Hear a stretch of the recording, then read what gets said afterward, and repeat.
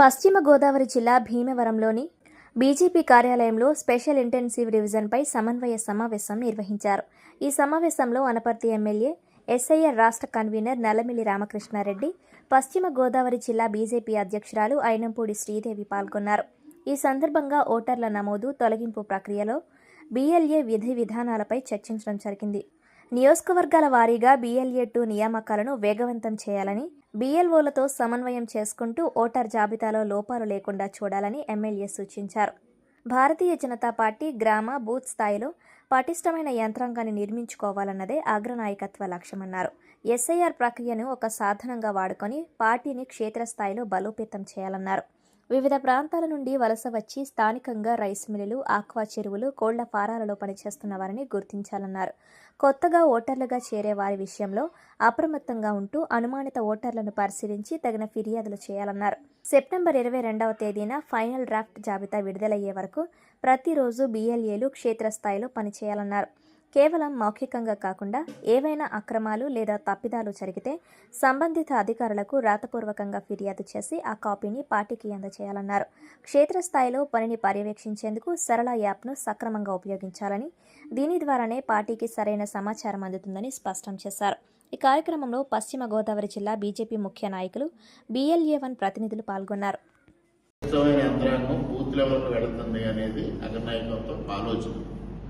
దాన్ని అమలు చేయాల్సిన బాధ్యత మన మీద ఉంది. మీరందరూ నియోజకవర్గ స్థాయిలో మీకు అవగాహన ఉంది, మండల స్థాయిలో అవగాహన ఉంది.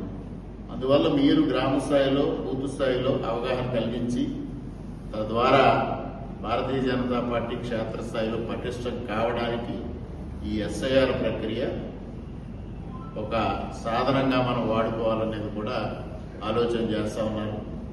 అదే సమయంలో మనం ప్రధానంగా ఆలోచన చేయాల్సింది ఏంటంటే, ఇవాళ పశ్చిమ బెంగాల్లో ఏదైతే భారతీయ జనతా పార్టీ నేతృత్వంలో ప్రభుత్వం ఏర్పడిన తర్వాత అక్కడున్న వలసదారులు కానీ ఇతరులు కానీ అక్కడ రక్షిత ప్రదేశం కాదు అనే ఉద్దేశంతో ఇవాళ దక్షిణాదిని ఎన్నుకొని కర్ణాటక కానీ, ఆంధ్రప్రదేశ్ కానీ, తెలంగాణ కానీ ఇటు వచ్చి నివాసం ఉండడానికి ప్రయత్నం చేస్తూ ఉన్నారు. ఇటీవల కాలంలో గ్రామాల్లో ముఖ్యంగా రైస్ మిల్స్ కానీ, చేపల చెరువులు కానీ, పౌల్ట్రీ ఫార్మ్స్ కానీ, లేకపోతే చిన్న చిన్న ఇండస్ట్రీస్ కానీ, లేకపోతే డైరీ ఫార్మ్స్ కానీ, ఇటువంటి వాటిలో కొత్తగా వచ్చిన పనులు చేయడానికి వచ్చిన వాళ్ళని వీళ్ళందరినీ గుర్తించాలి. గుర్తించి వాళ్ళు ఓటర్లుగా చేరడానికి ప్రయత్నం చేస్తే మీరు డిలీట్ చేస్తారు. కాని పక్షంలో కూడా ఎవరైనా కొత్త వాళ్ళు గ్రామంలోకి వచ్చారు అంటే ఒకసారి వెరిఫై చేయమని మనం కూడా మన BLAని ఈ పనికి సంబంధం లేకపోయినా ప్రభుత్వాన్ని హెచ్చరించే దిశగా మనం టేకప్ చేయమనేది మన భారతీయ జనతా పార్టీ అగ్రనాయకత్వం సూచిస్తూ ఉంది. దీనివల్ల అక్కడ ఉన్న వాళ్ళందరూ ఇక్కడెక్కడ సర్దుకుని మరలా మనకి మన ప్రాంతంలో కూడా ఇబ్బందులు కలుగజేసే పరిస్థితి ప్రమాదం ఉంది. అది కూడా మనం చేయాల్సిన పని ఉంది. అదేవిధంగా ఈ సెప్టెంబర్ 22 ఫైనల్ డ్రాఫ్ట్ లిస్ట్ వచ్చే వరకు కూడా మనం ప్రతిరోజు విలువైందే, ప్రతిరోజు పనిచేయాల్సిందే.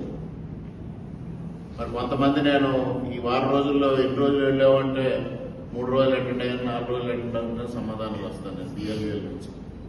మనం ఫోన్ చేసి స్పెసిఫిక్గా అడగకపోతే మాత్రం నేను చేస్తున్నాను, పని చేస్తున్నానని అప్పటి వరకు BLA దగ్గర ఉన్న, BLO దగ్గర ఉన్న ఇన్ఫర్మేషన్ ఏదో తీసుకుని ఈ ఎన్యూమరేషన్ ఫార్మ్స్ డిస్ట్రిబ్యూట్ చేయిందని జరిగే చెప్పేస్తాను. వాళ్ళ స్పెసిఫిక్గా అడిగిన రోజు మాత్రం నేను ఇన్ని రోజులే వెళ్ళానంట.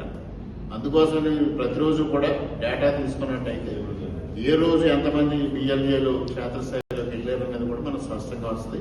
సరళ యాప్లో అప్లోడ్ చేయమన్నది కూడా దానికోసం క్షేత్రస్థాయికి పెడుతున్నారా లేదా అనేది చూడటం కోసం తప్పించి అదేమి మ్యాండేటరీ కాదు. అట్లానే దాన్ని వదిలిపెట్టడానికి లేదు.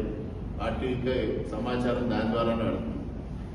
ఎవరికి ఎటువంటి డౌట్స్ ఉన్నా, ఎటువంటి తప్పిదాలు జరిగినాయని తెలిసిన వెంటనే ఇన్ రైటింగ్ మాత్రం కంప్లైంట్ ఇవ్వాలి. వారల్ కంప్లైంట్స్కి వ్యాలిడిటీ ఉండదు, తర్వాత దాన్ని పట్టించుకోరు. ఇన్ రైటింగ్ ఇచ్చినప్పుడు మాత్రం 2 కాపీలు తయారు చేసి ఒక కాపీ అక్కడ AEROకో లేకపోతే EROకి ఇచ్చిన తర్వాత ఒకటి జిల్లా పార్టీ ద్వారా రాష్ట్ర పార్టీకి పంపించేది. అక్కడి నుంచి ఎలక్షన్ కమిషన్కి ఆ కంప్లైంట్ పంపిస్తాం. తద్వారా అక్కడి నుంచి కూడా ఫాలో అప్ వచ్చితే BLO